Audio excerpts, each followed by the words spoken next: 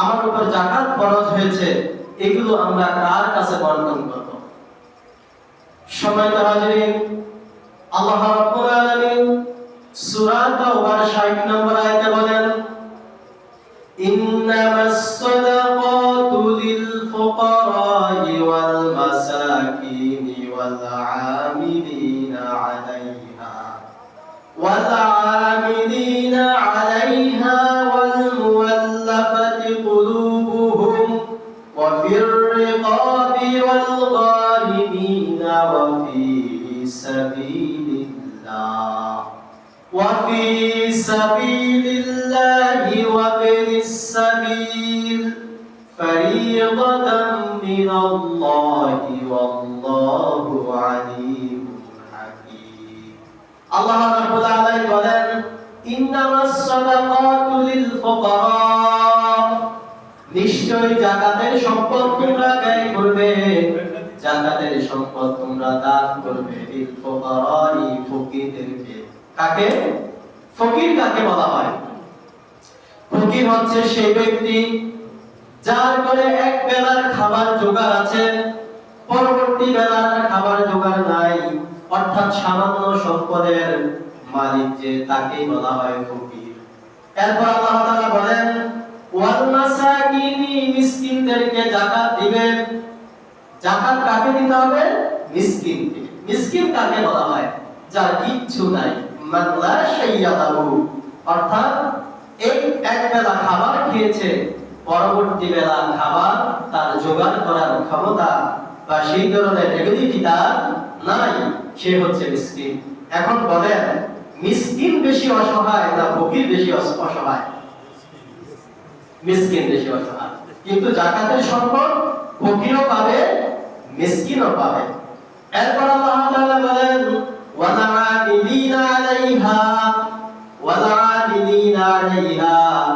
এবং যারা যাকাত তুলে নেয়, যাকাত তোলার জন্য সরকার যদি কর্মচারী নিয়োগ দেয়, মনে করেন এই এলাকার মানুষের যাকাত এই মসজিদের আন্ডারে উঠবে, তখন মানুষের কাছ থেকে যাকাত উত্তোলনের জন্য কিছু লোক দরকার আছে না? আছে, তাই না? এই লোকদের নিজেদের কি বলে এটাকে, সময় নষ্ট করে, নিজেদের চাকরি বাকরি বন্ধ করে, নিজের কাজ, সাংসারিক কাজ বন্ধ করে সে যাকাত উত্তোলন করবে, তাহলে তারও তো সংসার চালানো দরকার আছে। এই জন্য কর্তৃপক্ষ, মসজিদ কর্তৃপক্ষ তাকেও যাকাতের সম্পদ থেকে বেতন দিতে পারবে। কি পারবে? বেতন দিতে পারবে। বুঝতে পারছেন? এটা শুধু নির্দিষ্ট সময়ের জন্য, যখন যাকাত তুলবে তখন। এরপরে বলা হয়েছে ওয়াল মুআল্লাফাতি কুলুবুহুম, এমন ব্যক্তি যিনি ইসলাম গ্রহণ করেন নাই, অমুসলিম, যে ইসলামের প্রতি আকৃষ্ট হওয়ার সম্ভাবনা আছে, তাকে যদি দান করা হয়। একজন অসহায় অমুসলিম, তার ঘর নাই, খাওয়ার মতো খাদ্য নাই, থাকার মতো জায়গা নাই, কিন্তু যদি তাকে দান করা হয় তাহলে তিনি ইসলামের প্রতি আকৃষ্ট হবেন। তাহলে ওনাকেও কি করা যায়? আছে যাকাতের সম্পদ দেওয়া জায়েজ আছে। অর্থাৎ অমুসলিমকেও যাকাতের সম্পদ দেওয়া জায়েজ আছে। কোন অমুসলিম? যে অমুসলিম ইসলামের প্রতি আকৃষ্ট, ইসলাম গ্রহণ করবে, তাকে যদি আমরা সাহায্য সহযোগিতা করি তাহলে সে ইসলামে চলে আসবে, এমন ব্যক্তিকেও কি যাকাত দেওয়া জায়েজ আছে। এটাকে বলা হয় ওয়াল মুআল্লাফাতি কুলুবুহুম, তাদের অমুসলিমদের অন্তর জয় করা, তাদের মন জয় করার উদ্দেশ্যে যাকাতের সম্পদ দান করা। সময় হাজিরিন, এরপর বলা হয়েছে ওয়া ফির রিকাবি ওয়াল গারিমিনা ওয়া ফি সাবিলিল্লাহি ওয়া ইবনাস সাবিল, বলা হয়েছে ওয়াল গারিমিনা ওয়া ফির রিকাবি, দাসী, এমন দাসী যে চুক্তির মাধ্যমে মানুষের কাজ করে, যেমন এটা এখন আর আমাদের সমাজে বাস্তবায়ন নাই। রাসূলুল্লাহ সাল্লাল্লাহু আলাইহি ওয়াসাল্লাম বিদায় হজের ভাষণের মাধ্যমে দাস প্রথাকে বিলুপ্ত করে দিয়েছেন। আরবে, তৎকালীন আরবে কিছু মানুষ অসহায় ছিল, তার মেয়ে বিয়ে দিতে পারে নাই, তখন তিনি একজন মালিকের অধীনে দাস হয়ে তার থেকে 2 লাখ টাকা নিয়ে মেয়েকে বিবাহ দিয়েছেন। যতদিন পর্যন্ত 2 লাখ টাকা শোধ না করতে পারবেন অথবা 2 লাখ টাকার কাজ না করতে পারবেন, ততদিন পর্যন্ত তিনি ওই মালিকের অধীনে দাস হয়ে থাকবেন। এরকম কথা ছিল, কিন্তু এটা এখন বর্তমানে নেই। তো যদি এরকম চুক্তিভিত্তিক কেউ যদি কারো দাস হয়ে থাকে, তাহলে তাকে নির্দিষ্ট পরিমাণ টাকার বিনিময়ে সেখান থেকে ছাড়িয়ে আনা যাবে, তাহলে এই জাকাতের সম্পদ দিয়ে তাকে মুক্ত করা যাবে। এটা যদিও এখন বর্তমানে নেই। ওয়ালগারিমিনা, ঋণগ্রস্ত ব্যক্তিকে জাকাত দেওয়া যাবে। ঋণগ্রস্ত ব্যক্তিকে, মনে করেন তার থাকার ঘর নাই, এখন তিনি ঋণ করে ঘর করেছেন, কিন্তু তিনি যা ইনকাম করেন এই টাকা দিয়ে মোটামুটি নিজের সংসার চলে, কিন্তু ওই যে ঋণ করে ঘর করেছেন ওই ঋণ পরিশোধ করার তার কি নাই, ক্ষমতা নাই, তার সেই পরিমাণ অর্থ নাই, তাহলে তাকেও জাকাত থেকে তাকে দান করা যাবে, জাকাতের অর্থ তাকে দেওয়া যাবে। ওয়াফি সাবিলিল্লাহ, যারা আল্লাহর পথে আছে। আল্লাহর পথে কারা আছে?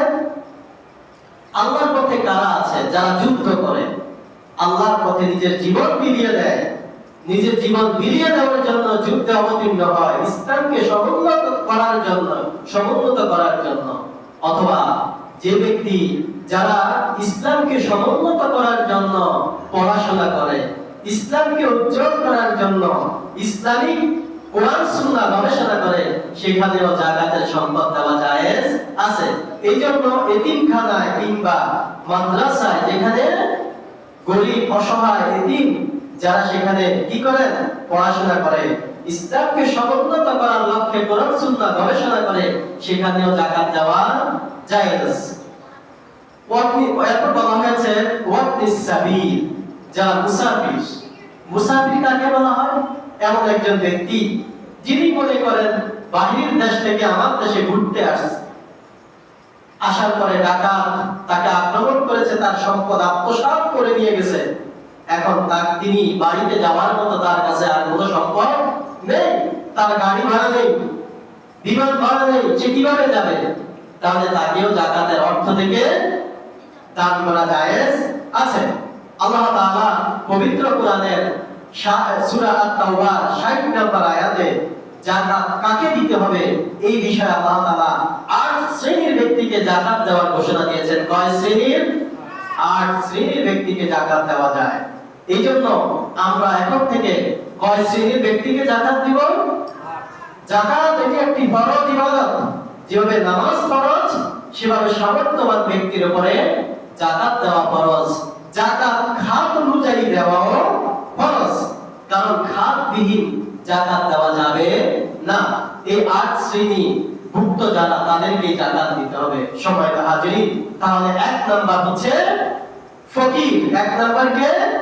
ফকির। 2 নাম্বার মিসকিন, 3 নাম্বার হচ্ছে জাকাত বিভাগের কর্মচারী, অর্থাৎ জাকাত উত্তোলন করে যারা, জাকাত উত্তোলন কাজে যারা কর্মরত থাকে, তাদেরকে বলা হয় জাকাত বিভাগের কর্মচারী, তাদেরকেও জাকাত দেওয়া যাবে। তারপর যে অমুসলিমদেরকে জাকাত দেওয়া যাবে, যারা ইসলামের প্রতি আকৃষ্ট হওয়ার সম্ভাবনা আছে। তারপর দাস-দাসী মুক্তির জন্য জাকাত দেওয়া যাবে। এমন ঋণী ব্যক্তি যিনি ঋণের কারণে সমাজে অপমানিত, অপদস্থ, তার ঋণ পরিশোধ করতে সক্ষম নয়, তার ঋণ পরিশোধ দেওয়ার জন্য কি দেওয়া যায় আছে? জাকাতের অর্থ দেওয়া যায় আছে। তারপর যারা আল্লাহর রাস্তায় জিহাদ করে এবং আল্লাহর রাস্তায় ইসলামকে সমুন্নত করার জন্য, ইসলামকে কোরআন সুন্নাহকে গবেষণা করে, তাদেরকেও জাকাত দেওয়া যায় আছে।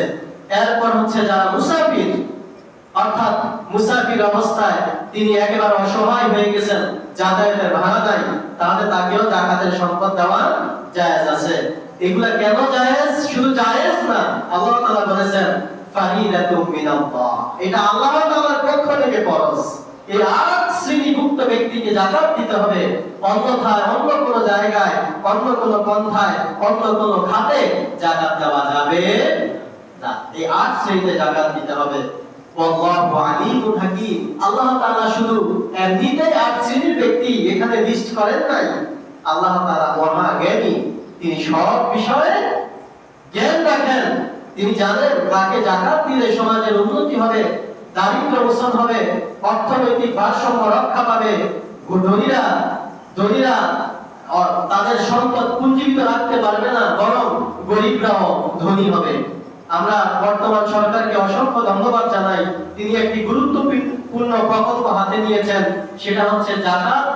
কিভাবে মুসলিমদের, যেহেতু আমাদের এখানে 92% মুসলিম দেশ, এই 92% মুসলিম দেশে যাকাতের অর্থ উত্তোলন করে গরিবকে কিভাবে ধনী করা যায়, অর্থনৈতিক ভারসাম্য রক্ষা করা যায়, কিভাবে গরিবরা বারবার ধনীদের কাছে হাত না পাততে হয়, এই বিষয়ে উদ্যোগ নিয়েছেন। এটি একটি ভালো উদ্যোগ।